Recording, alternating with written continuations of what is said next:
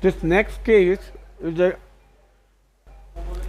young female with bilateral conductive hearing loss and absolute normal tympanic membrane. Are Ashim and Ashish there in the auditorium? No, sir. So this patient, Roddy sir is there, sir. Sir is in a studies lecture question. what is going on? So this is a young female having bilateral conductive loss on otoscopy, normal intact tympanic membrane. So the first diagnosis which jumps to our mind is almost always otosclerosis. Looking at the clinical inputs, young female, bilateral, normal tympanic membrane and conductive hearing loss, and classical dip in bone conduction as well. All features going किस मिल गया case का लिया microscope all features go in favor of diagnosis of otosclerosis. Once it comes to the surgery of otosclerosis, Shivam, fine. This is one of the most fascinating surgery. This requires a very high level of diligence. Results are fascinating on the table. This is amongst few of the otology surgery where we get instant results and much appreciated. At the same time, sometimes it is like all or none. It can be devastating to the patient as well if the patient develops sensorineural hearing loss, and that happens in a small percentage of patients in the best of the hands in the world, because sometimes the reasons for those sensorineural hearing loss are beyond your control. Once you open the inner ear, everything is not in your control, in spite of the best of the handling that can happen at the molecular level.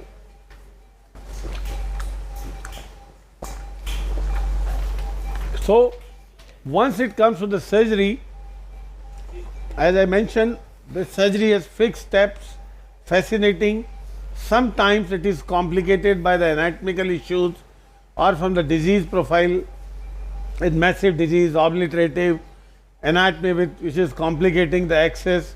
All those things further complicate. And if you are aware of all this, you can do a ultimately better job than cutting a sorry figure. So clinical diagnosis is most of the time correct in this scenario, and you don't need any other investigation.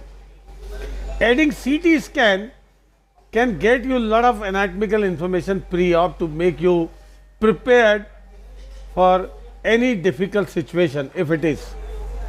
Implant वाले को अंदर करा, implant को अंदर करा.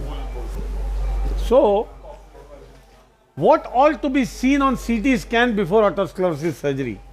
Yesterday we discussed what all to be seen on CT scan before cochlear implant surgery. Here the things are different and the perspective is different. So the things which can complicate the course of otosclerosis surgery are, or something need to be touched upon. So what I want to see here from the beginning, this is axial section. What you need to see, very, very important, the superior semicircular canal. Many a times, this is not so uncommon. If you have a superior canal fistula, there is like a third window. The sound enters through the ossicular chain preferentially to the oval window. Oval window goes in, round window goes out, the entire middle ear is, the inner ear is otherwise sealed. If there is a leak in the inner ear somewhere, a third window for many reasons, and the commonest of them is the superior semicircular canal fistula, a prior CT scan can pick up this. How can? Get this coronal section, follow this coronal section. This is your cochlea, this is your vestibule, this is your intra-auditory canal. See this? This is your vestibule, this is posterior canal, lateral canal, and this is superior canal. If I follow the superior canal, see, this is a thick bone all over above the canal. If this canal is dehiscent, directly the sound which comes to the inner ear can leak.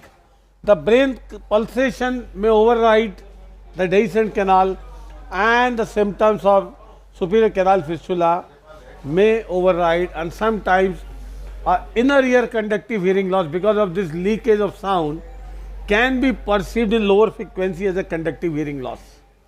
If you are not careful, one can be, confused with otosclerosis and can take up the case. When you get a superior canal fistula, you don't get 60 dB loss. Not 60 dB, mild to moderate. Canal fistula will give 25 to 35, maximum 40 dB loss. Yes, that can happen in otosclerosis also. Not completely fixed foot plate can give 25 to 35 dB hearing loss. Notch at 2K will happen in otosclerosis only. No, but that is not, Bilateral superior canal fistula, fine. that may not be expected in all cases of otosclerosis. So, you are right, you have to be very conscious at reading the audiogram. The most important thing to be seen on audiogram is the bone conduction level. Here, because of this third window phenomena, the bone conduction becomes more appreciable. The bone conduction threshold becomes less, and you will appreciate the bone conduction even in minus. So, supra threshold of the bone conduction is the key to differentiate in audiogram the otosclerosis from superior canal fistula. What my point? So, in any audiogram with a lower frequency conductive hearing loss, focus on the bone conduction values. If the bone conduction value is going in minus, supra threshold, you have to have a high suspicion of a third window phenomena. That is what. In tympanogram, you may have fluid in the middle ear. In tympanogram with fistula, you may very rarely get a fluid. The fistula may not be. Because it has a station tube dysfunction. So there are many reasons. So a specific one which we need to focus is the supra-threshold bone conduction. Middle ear may be dry in superior canal fistulas. If you go in detail of the superior canal fistulas, we have dealt with couple of those. There are variety of superior canal fistulas. See this. This is the ascending arm of the superior canal. If the fistula is in the ascending arm or fistula in the descending arm here, have different impact. One has an auditory symptom, one has a vestibular symptom. If a large fistula can be symptomatic, small may be missed. Or completely asymptomatic fistula, the moment you make a hole in the foot plate, which was otherwise fixed, can become a real third window phenomena and complicate the situation. Such patient, if such semicircular canal fistula is missed and a stapedectomy done, it makes the patient symptomatic. So you have to be very, very focused about this so as not to complicate the problem. This is, I always mention to rule out this on CT scan. The first thing to be seen on CT scan. Now quickly, without wasting time, the next thing to be seen on CT scan is the dimension of the intra-auditory canal to, if it is too dilated, can give rise to gusher. Then the dilated vestibule, if can give rise to problem, not gusher but oozer. Dilated vestibular aqueduct, if it is, can give rise to problem. Any abnormal modulus or abnormal cochlea can give rise to gusher. Abnormal facial nerve, see this horizontal, the labyrinthine segment, genu, and this horizontal segment, if it is dehiscent and prolapsing, can be a problem. A prior CT scan can rule out, and the coronal picture is again game changing. In this, see this. This is the ossicular chain. Malleus, incus, this incus, and this is stapedial crura going to the foot plate, and the level of the facial nerve is above. If the level of the facial nerve is below on the foot plate, that means it's a prolapse one, and you have to be either very, very experienced, inform to the patient and deal with it, or otherwise abandon it, or don't do it and give a hearing aid. So there are options available for every situation. Then this is what you need to see from the otosclerosis point of view. Then ossicular chain. See this malleus, incus, if there is any bony plate fixing the malleus anteriorly, we have seen in couple of cases, can give rise to conductive hearing loss, which when you explore, if you are not aware of it, when you open, your stapes is mobile, yet patient has a severe conductive hearing loss because you have missed this bony fixation of the malleus anteriorly. Same is the bony fixation of the malleus superiorly, which you have to see in coronal picture. See this malleus and incus. Sometimes this superior malleolar ligament get ossified, and you can see on CT scan if there is any fixation of the malleus in the upper part. So there are many ways you can rule out all these pictures, all these issues which can give problem. Then third window phenomena, another issue is cochlear carotid dehiscence. Then the level of the jugular bulb. See, this is the level of the round window. At the level of the round window, if you don't see the jugular bulb, means it is below. We have seen even in the otosclerosis cases very, very high jugular bulb coming right to the oval window. And if you are not aware of it, can give rise to a surprise. So there are many things you have to look from the stapes perspective, not everything in the HRCT of the temporal bone, just fine points I have touched upon which are important from otosclerosis perspective. Anything you want me to add on? Maybe tell me about stapedial artery. What to do? You told them persistent stapedial artery. Persistent stapedial artery is an anomaly for the audience. Normally, stapedial artery gets absorbed by 8th to 10th week in embryo and give rise to middle meningeal artery. Now, in patients who have malformation and the stapedial artery persists, practically they do not have middle meningeal artery. This stapedial artery is a very fine artery. It courses from the carotid artery across the promontory and then enter into the fallopian canal. It courses across the promontory, going through the stapedial crura and enters the fallopian canal, and then along the horizontal segment first genu enters the intracranial area to supply some areas. Now, if this artery persists, on CT scan we can assume indirectly, not directly. We cannot find this soft tissue on HRCT scan, there is fine structure, but what we can assume indirectly, where we can suspect a persistent stapedial arteries. Number one, look at this. Look at this. This is your cochlea. I am going anteriorly. This is carotid artery. Now see, this is your foramen ovale, and behind that, this is your foramen spinosum. See this on the opposite side, foramen ovale, foramen spinosum. Can you see? This foramen spinosum, through which this foramen passes the middle meningeal artery. If there is no foramen spinosum, means your persistent stapedial artery is there, because of which the middle meningeal has not formed, and probably no foramen spinosum. Number one. Number two, if there is a persistent stapedial artery, it passes through the facial nerve, and in that scenario, the dimension of the facial nerve becomes much more than normal. So a swollen, big dimension facial nerve indirectly, shows the persistent stapedial artery. So these are the indirect signs by means of which you can assume that there could be a persistent stapedial artery. In this scenario, look at the foramen spinosum on the left side, very clear. Here it is very small. Can you see? Though I am not suspecting persistent stapedial artery, the dimension of the facial nerve is good, and I see this malleus, incus, stapes. This is the stapedial crura on this side, and this is the stapedial crura on this side.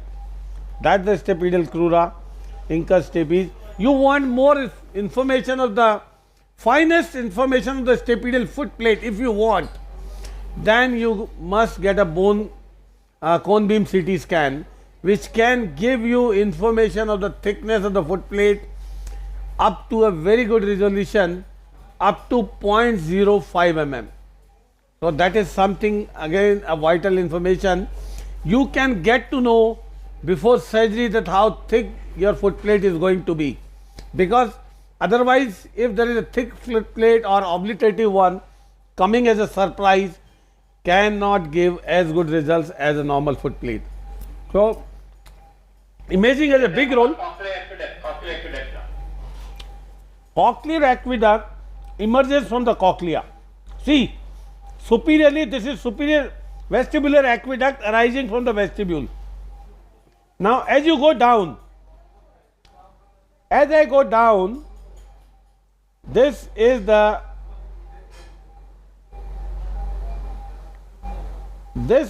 basal turn of the cochlea. Can you see the basal turn of the cochlea? Yes.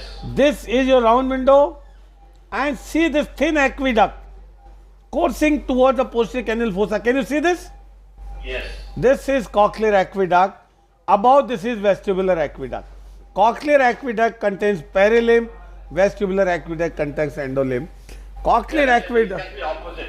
How cochlear aqueduct happens and how the vestibular aqueduct. Yes. So cochlear aqueduct.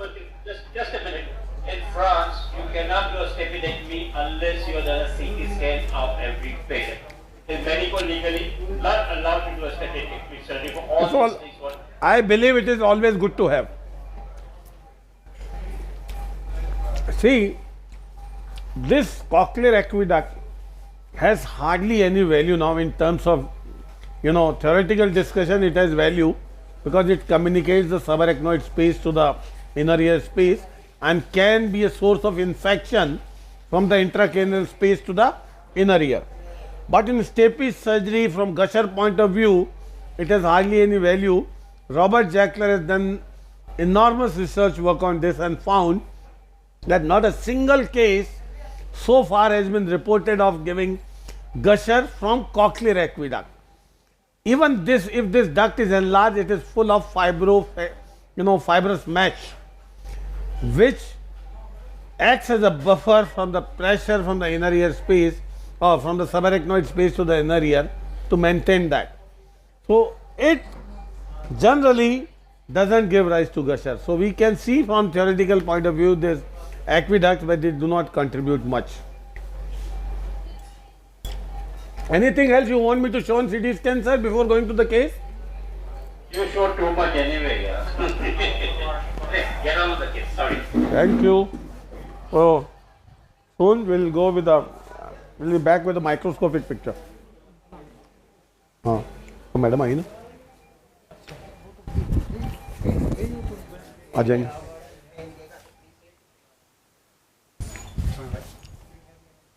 होंगी नीचे होंगी देख कर. मैं phone कर लेता हूँ ना. तो नाम है गौरी. हाँ हाँ पूरी सिंह.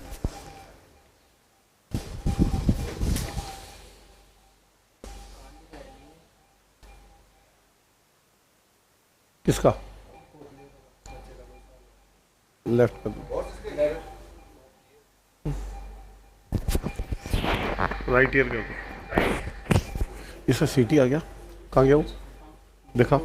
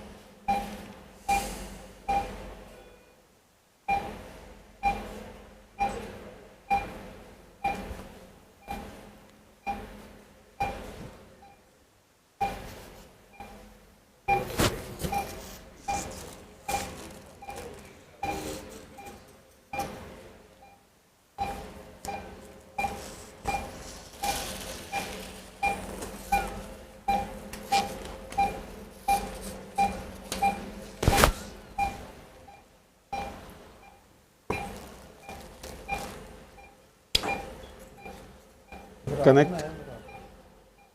Connect.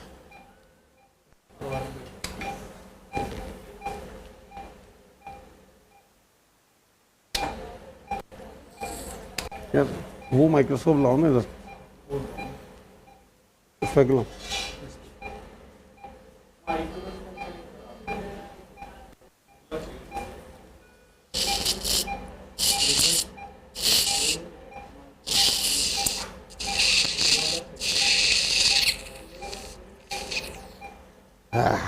लैब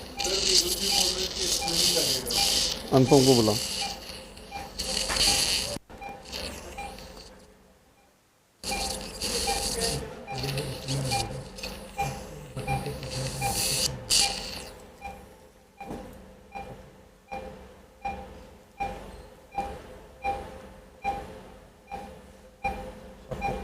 पतला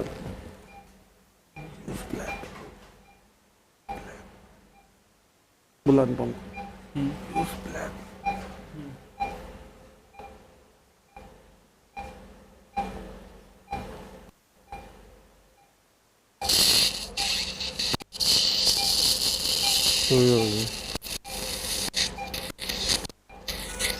hello.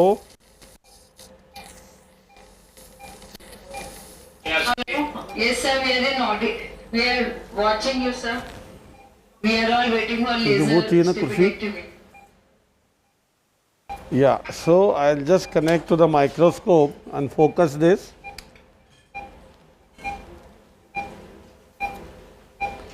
Sir, what is the learning curve of laser stability? Learning curve is very short. Using laser is like using video game. Full blade. So children can do better than you. Yes, Can they do better than no doubt, no doubt. So, sir, what is the risk that when you use laser on foot plate, the deeper structures, scalar, इसको हटवाइए हटवाइए. Hello, can you repeat? sir, scalar vestibuli damage तो नहीं हुई है. That is the only apprehension when you start doing something. So, The inner ear damage. yeah. So using, there are variety of lasers available, Right. and out of them the safest laser for the inner ear is this carbon dioxide laser, invisible laser.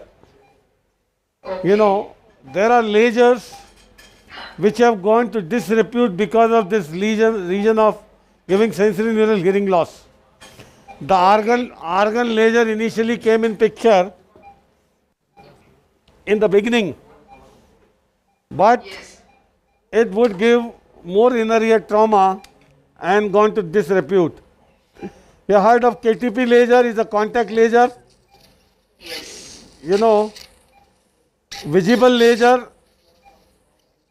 It is a good laser for hemostasis, but not good for inner ear as compared to the CO2 laser. And this luminous, which uses CO2 as a single shot, has proven to be very, very safe, because this laser energy is absorbed by the bone of the foot plate and then the inner ear fluids. This laser is absorbed by water. Okay. So the most of the energy before reaching to the vestibule and organ is absorbed by bone and the fluid. That is the foot plate and the inner ear fluids. So this is considered to be a safe, provided you use, within the parameters, not anything you want to use, and that is how this laser is the most useful one. Like a microscope. Sir, like when you use कुछ नहीं करता तू यार. I've been using laser since 91. I'm on a 4th laser machine now. But always buy a cheaper Patla. machine, Chinese and all that. I never dared to do a step piece of those machines. I would not dare to do. I do not know what is the penetration. You have 0.5 millimeter turn it. So what he says, luminous laser, use a good quality of laser. One shot. It may not be one shot. I see a lot of people say one shot. Of course, most often they get to it one shot. Two shot doesn't make a difference. So good laser CO2 is most important than cheapo laser, as simple as that. I'm saying 91 cutoff. Absolutely. I'm not there to stay face with that laser. Sir, when we do laser, we pack the adjacent area. So here, do we use इससे एक size बढ़ा दे दो. pack with saline? Yes. So to prevent from the damage by the laser heat, you have to take lot of precautions. Like in the airway, you use lasers on the with the airway gases in vicinity. You have to use lot of precautions, laser tube, Cottonoids. laser cottonoids and all that. In autology, yes, the laser goes focused with a micro manipulator.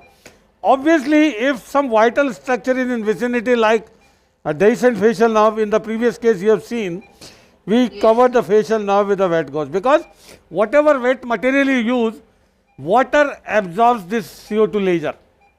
Okay. देखने में क्या जा रहा Satish, I'm taking your permission. है? Yes, sir. I will go. I wanted to see your skull-based osteomyelitis case anyway. Yes, yes, we'll show you, sir. I'm the first one in India, in the world to do skull-based osteomyelitis surgery, which a lot of people still don't believe it. It's a very, very difficult surgery, very, very efficient surgery. Indication has to be like any patient with any infection in any body should be treated with antibiotic. You know what's the problem with skull-based osteomyelitis? There is a microangiopathy. Diabetic patient gets angry because the blood supply stops in that area. Similarly, skull-based osteomyelitis, the necrotic tissue, granulation tissue, blood supply doesn't reach there for your antibiotics to reach. This is how they do not respond. Early cases are going to respond. You give antibiotics. We have kept a case, sir, and obviously what you said is correct, and we'll discuss. Yeah, I'm making a move. I would like to talk a little bit on skull-based osteomyelitis. There's a couple of things. You are going back. In the world, yeah, I'm first person in the world to do autogenetic brain abscess by transmastine approach. Last 35, 40 years. Most are autogenetic brain abscesses. Are you going back, sir? Yeah, Manoj Now? बोलता है चलने को बोलता है। मैं मनोज की गाड़ी में आया। तो जाने दो मनोज को. कोई लड़की मेरे को पकड़ने नहीं आया। लेकिन I went to go to Delhi. Somebody willing to give me a trip to Delhi? Who is going to Delhi today? 3, 4, 5 hours. Sir, this is a routine and permeatal incision. Yes. So my routine incision is a, horizontal incision, couple of millimeters lateral to the tympanic annulus. And see here the difficulty what I am finding little bit because of the blab which was formed after infiltration.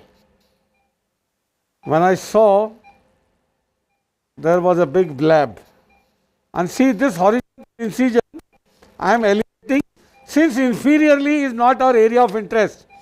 So I am limiting my inferior flap elevation by giving this vertical release incision.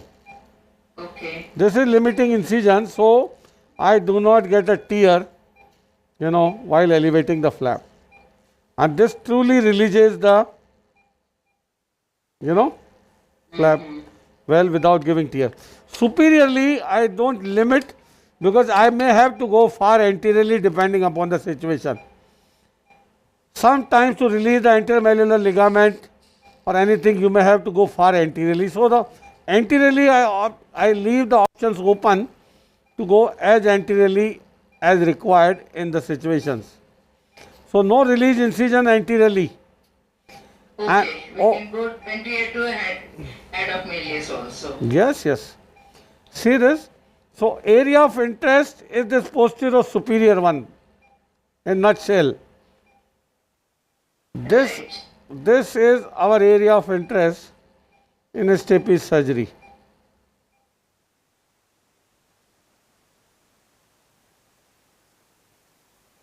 The posterior superior region, see I am reaching to the level of the annulus. Okay?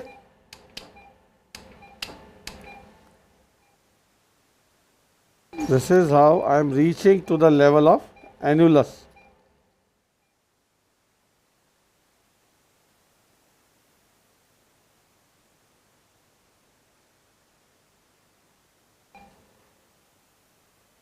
See the annulus? Yes. And I have entered into the middle ear, deep to the annulus. So, Right.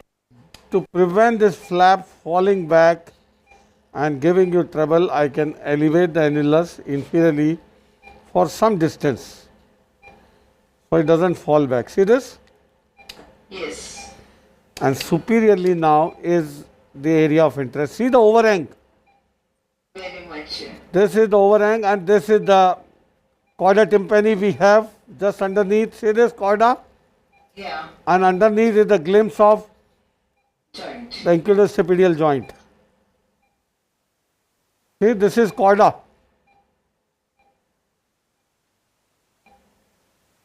This is chorda, that is the long process of the incus. Can you see? Yes, sir. Very clear?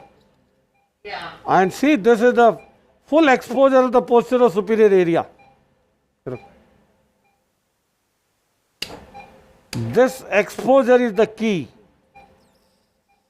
Now, what kind of exposure is needed medially? Medially, we should be able to visualize the entire foot plate.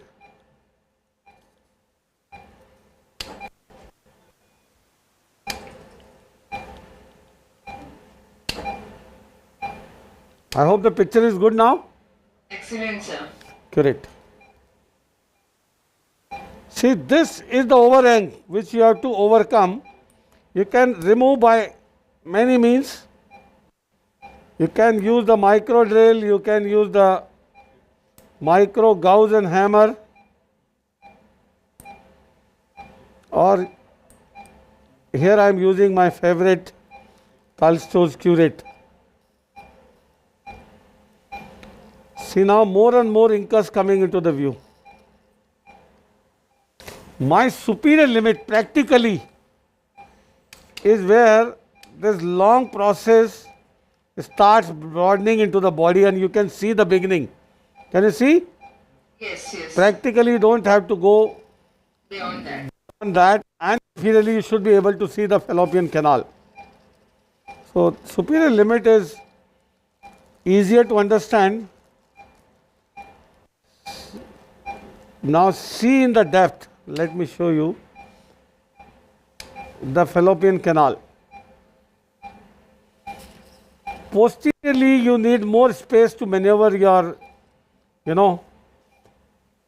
right angle. Your instrument, your piston, you should be able to see the entire length of the oval window. So posterior exposure is key. Can you see the fallopian canal? Yes, now it's clear. And see the glimpse of Foot plate. after breaking those adhesions. See the foot plate, Yes, sir. glistening blue foot plate. Right. Now, how much is the exposure required posteriorly? We should be able to, Stapedial tendon. able to maneuver our piston and the instrument adequately. So posteriorly we should go behind to expose the entire foot plate, and mostly it requires exposure till you able to see your pyramid.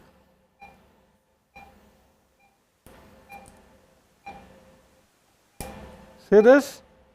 The tendon coming into the view. Can you see? Yes, clear.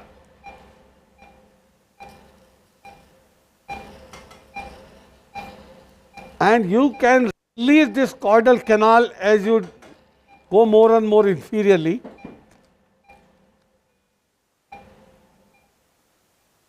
Keep releasing this caudal canal so that the cauda is pushed inferiorly. And way.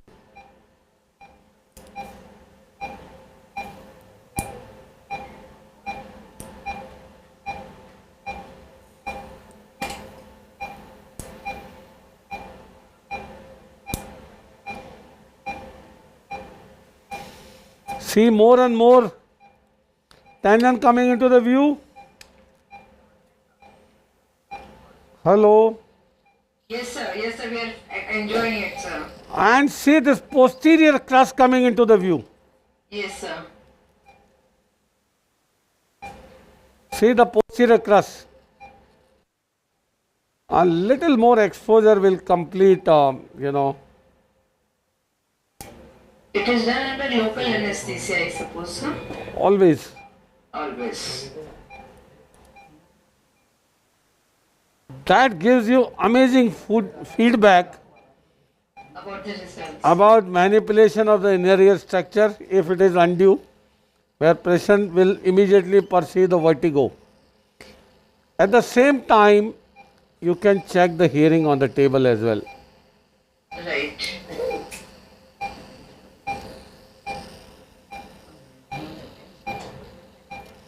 See, the entire footplate is coming in view. See now? Yes. Very clear.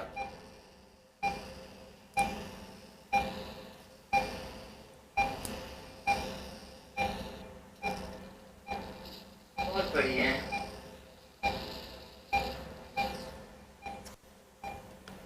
So, this is about the exposure superiorly and posteriorly. Now, the first is to confirm your diagnosis. In order to confirm your diagnosis, we'll check the mobility of the entire ossicular chain.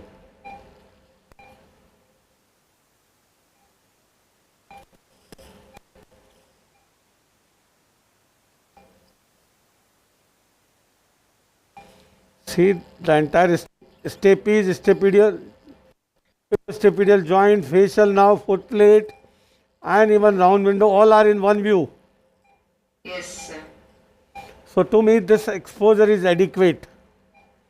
Now, in order to check the movement of the ossicular chain, what I will do, first of all,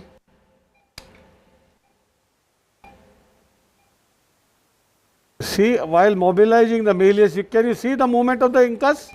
Yeah. It is transmitted. Now focus on the foot plate.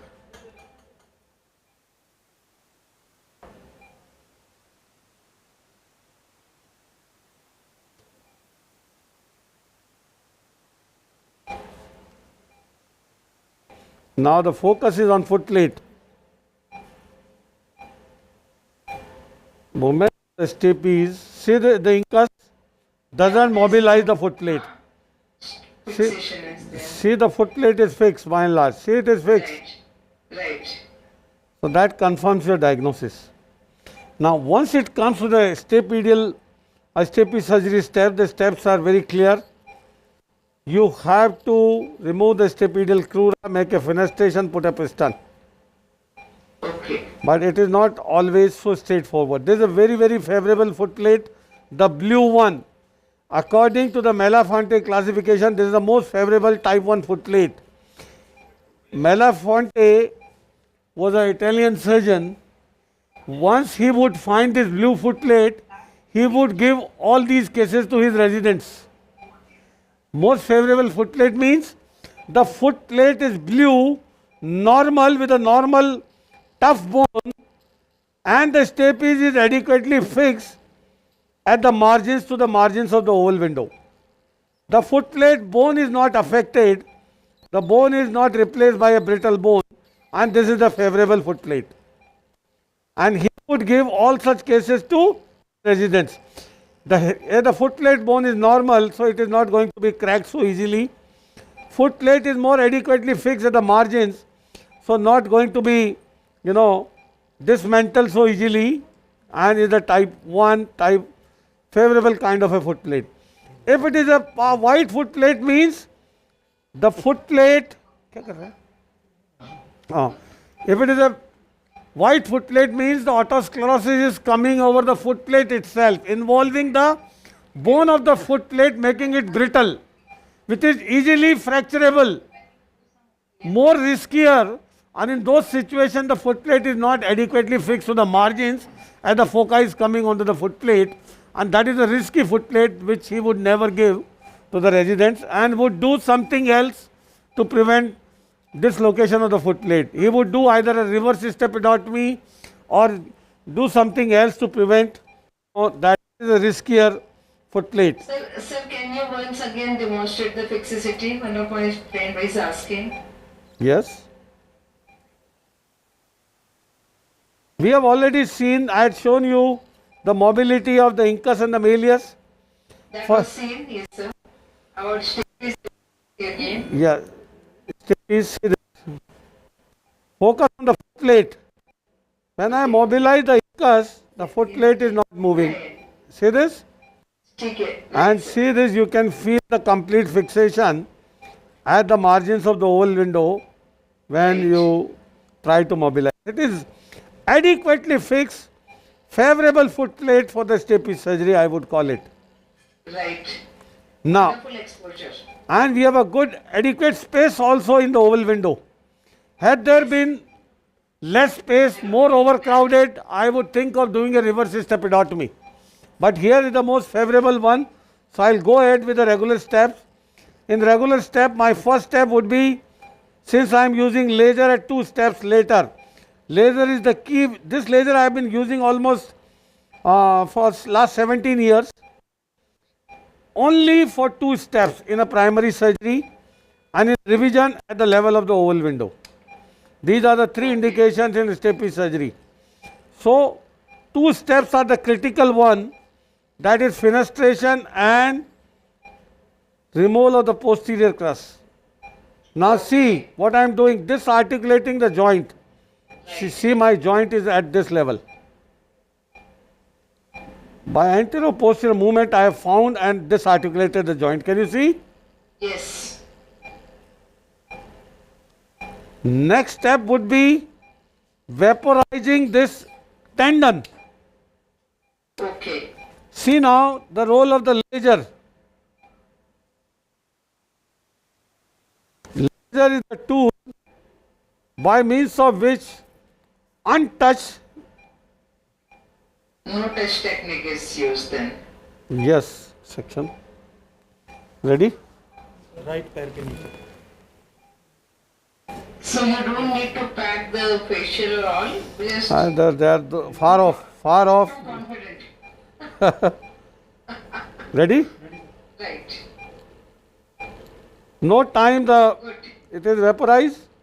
3 short and done. Now the posterior crus, which is a thick one, anterior is almost always fragile.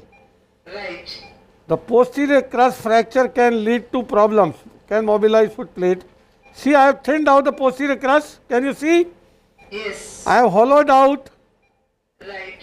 and made it brittle and see can be fractured. Wow. Wow. Yes. Anterior crus can be easily fractured. If not, and you want to use laser, you can vaporize this also. Sometimes it is not visible, but here in this case, it is visible. See this? Yes. Section. Yes. You look. Sir, any tips how to focus the laser on the foot plate like this? So big, pointer is big now. So pointer you can choose according to your convenience, according to the need. Right. करना 8 पे रख नहीं नहीं नहीं नहीं बस बस So setting is 8, sir. And yeah for the single shot. no for single shot I'll be using 20 watts. 20. This for the rest of that work, lateral work. क्या हुआ?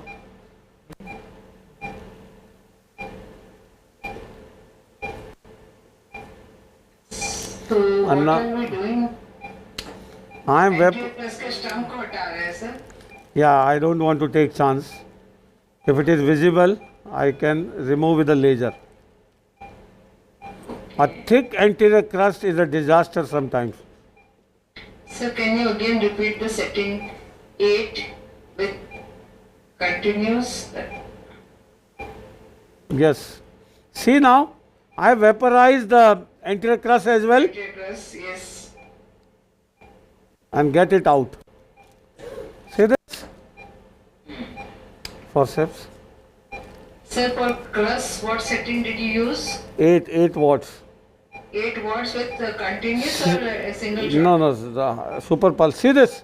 Super pulse. Okay. See both the crust. Wonderful, wonderful. Very beautiful.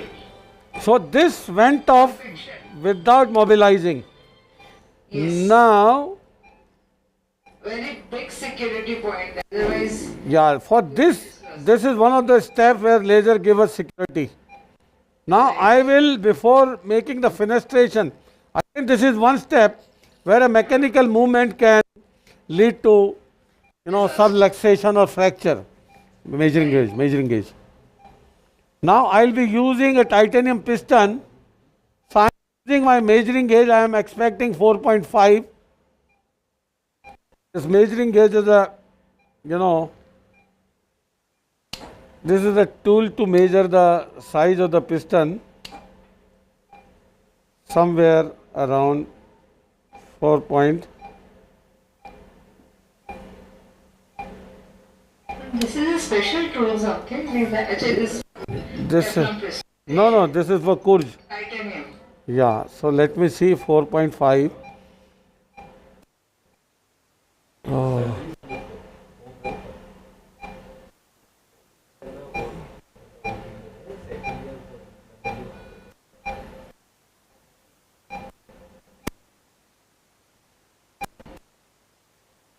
Oh, 4.25 I think. Okay.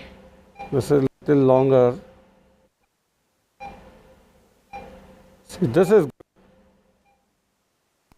So कुछ male female में difference आता है क्या? 4.25 और 4.5? see, this is coinciding with the length of the inca. See, every person you have to measure and accordingly.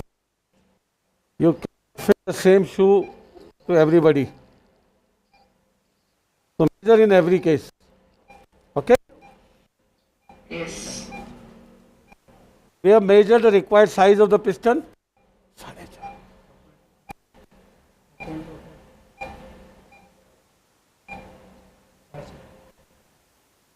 Now see the very important step. Can you see here? Fenestration. The best site for the fenestration where the inner ear structures are farthest are in the central part inferiorly. Okay. This is very important, and this we follow after the study from Yugo fish, wherein they dissected more than 300 bones and measured the length of the vestibular superstructures, vestibular end organs from the medial end of the foot plate. So the setting is same of a laser, 20 single shot. single shot 20, and This is see the dimension is 0.5 now.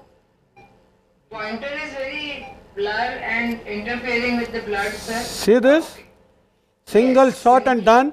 And can you see the fluid filled vestibule? Can you see the fluid filled vestibule? Yeah. Vestibule should be filled with fluid. It should never get dry. Too much of the power can absorb the entire fluid, and that's it. Right. So this single shot 20 watts has been considered to be the best, and we have done thousands and thousands of stapes surgery to this technique. That Not is a- amazing to see. Last and the simplest part is the piston insertion, and that is from titanium, like a video game. See this?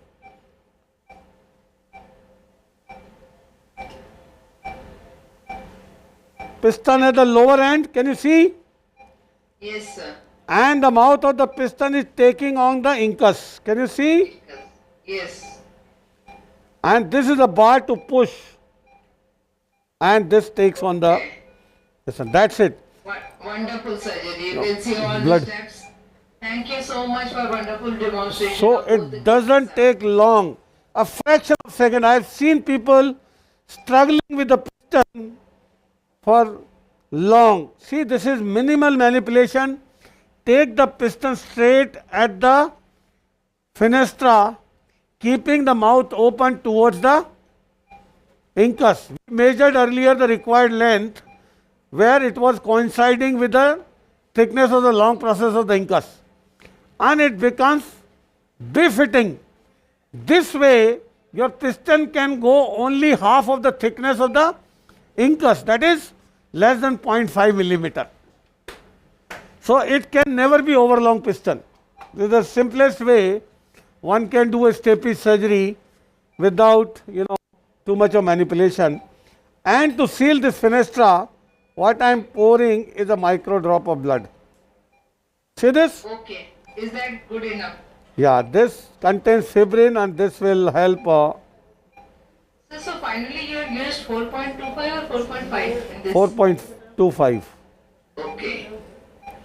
And you can Wonderful. see. So this is a fascinating surgery. I told you in the beginning. Magic in your hands.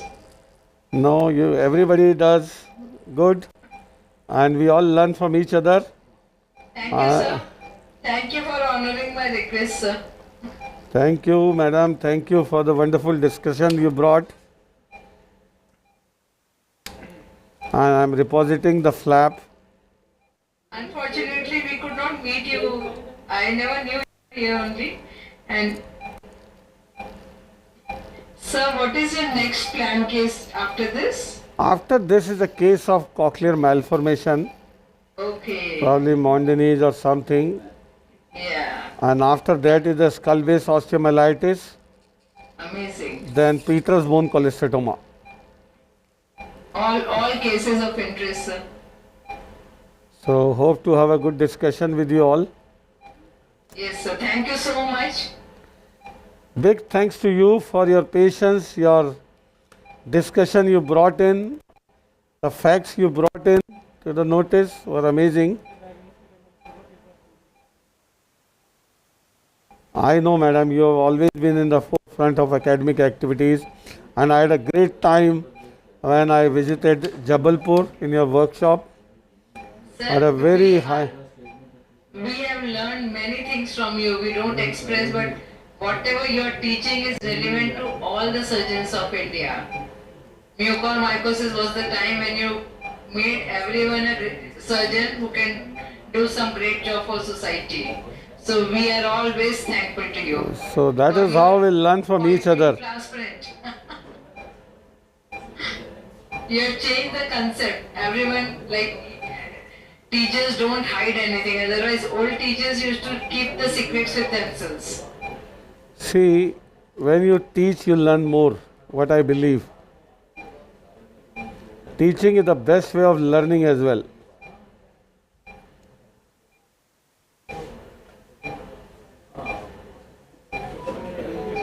बस ज़्यादा नहीं, थोड़ा सा और दे दे. So this was all about the stapes surgery, and we move on quickly as we have number of cases lined up. So next interesting case Vic लगा दे. Yesterday we saw a regular implant, cochlear implant. Yes, sir. In a similar way, there's another implant, not very different, but malformation in the cochlea, we must know, are not so uncommon. And there are variety of malformations we need to know and keep in mind, so that accordingly we can give our patient the best available results. Because malformation calls for a lot of change in your surgical technique, your approach to the patient, choosing the electrodes, prognosis, everything is altogether different in a regular and malformed case. Yes, Sir, madam. one. Yes, madam. So you will do a subtotal petrosectomy with Cul-de-sac closure. But if it is just a malformation of No, I am not saying I am doing a subtotal petrosectomy. All malformations do not require a subtotal petrosectomy. So your screen is not coming, sir. The vision, we are not able to see anything. Yes, Right, yes. now we are seeing. Right. Satish, Dr. Satish. Yes, boss. Well, this is a good case. Many people are in the hall to see this case. Thanks to you, boss. So, इसका वो सीटी कहाँ है? सीटी नीचे. Yeah. And Ravi is here. Ravi हाँ करवा दो will moderate with you. Pardon? Sir, good morning, Dr. Ravi Bhatia. Hello boss, how are you? I am fine, sir. Absolutely delighted to see you, sir. Always full of energy. Thank you. Thank you so much.